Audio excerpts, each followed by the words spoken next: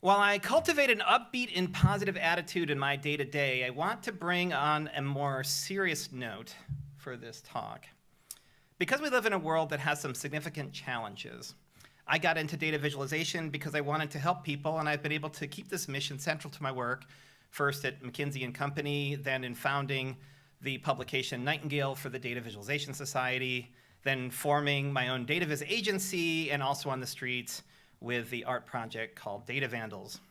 And much of what I've learned over the last years is specifically about trust, meaning if you actually understand and believe the information being showed to you. And I think we need to collectively put our focus on designing trust so that we can create a future where data connects us.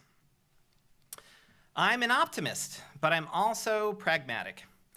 By thinking through the ways that we've lost our trust, we may find more ways to reverse the trend and bring people back together. But after working in technology and data for almost 2 decades, I can say that public trust in the media and in data has been undercut by information overload, relentless social media cycles, and targeted influence campaigns. Whether driven by politics, social movements, or commercial interests, the credibility of what we see and hear is under threat.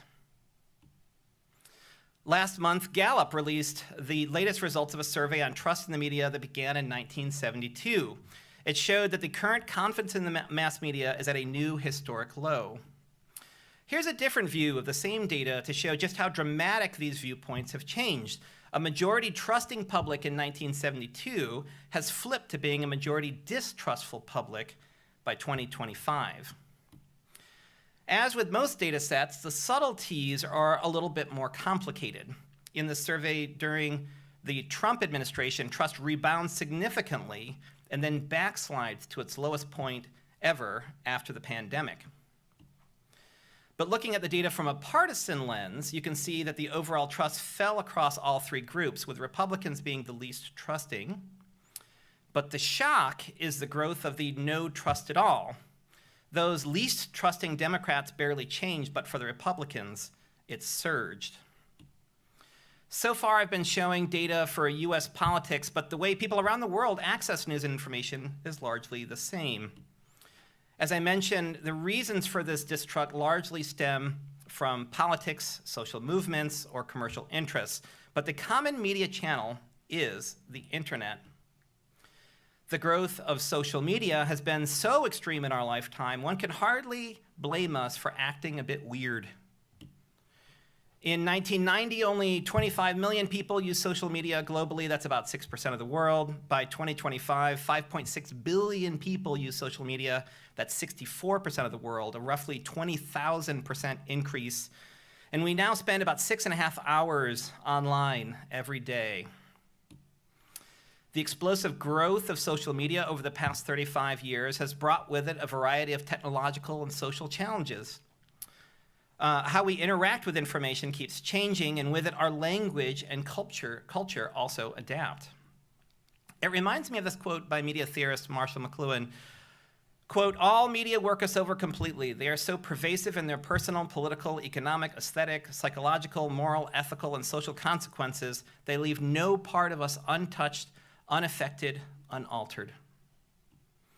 As our connection to the internet grew, it also pushed us apart. Our attention became focused on digital realities and away from our friends and families. This has led to a loneliness epidemic. This new reality has become a defining feature of American life. Studies show that aspects of chronic loneliness impact half of all US adults. And there's a direct correlation to our lack of trust in the media and the growth of the internet. What was first a feature has become a bug.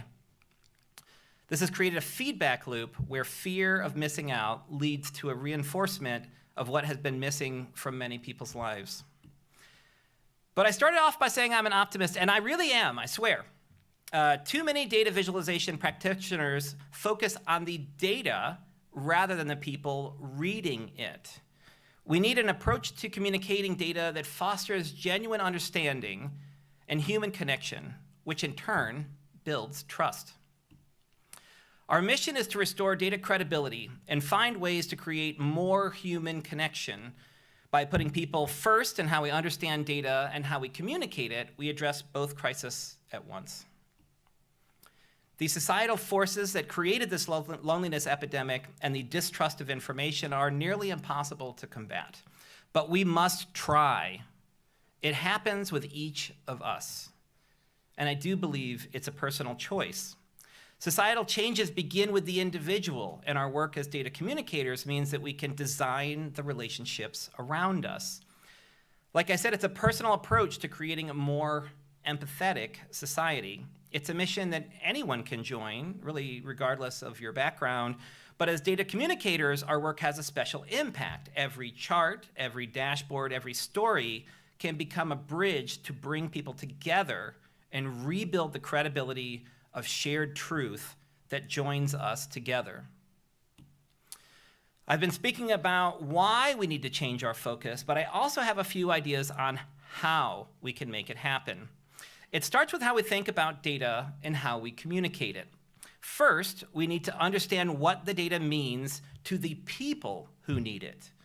Then we should use every tool available, words, multimedia visuals, context, and story, to design the conversation around their needs and meet them where they are. We need to shift from data visualization to data communication. We need a more balanced approach to help change our focus, and we need an extended skill set to draw from.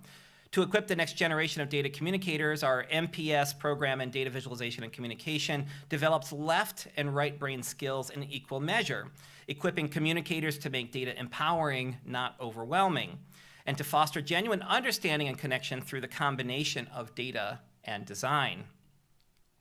The new DV&C program is not just about making information clear, it's about transforming how we communicate with each other. By focusing on the communication of the data, we create bridges to connect people and reinforce these systems of trust. Our 10-month program balances each semester with an equal focus on instruction and professional network building and frequent guest lecturers. Grad school should not just be altruism, it is an investment in the future. By empowering a new generation of data communicators, we can make an impact across a range of professions in business and industry, media and journalism, communications, and fine art to build more trust and create more conversations. So, let's bring and start this conversation off. The following speakers, my friends and new faculty, will each be sharing and discussing aspects of this balanced approach to data communication. Here are the classes they're going to be teaching for us in the fall, as well as their talks today. And up next is my good friend, I'm delighted to introduce Jeff Lewanczyk.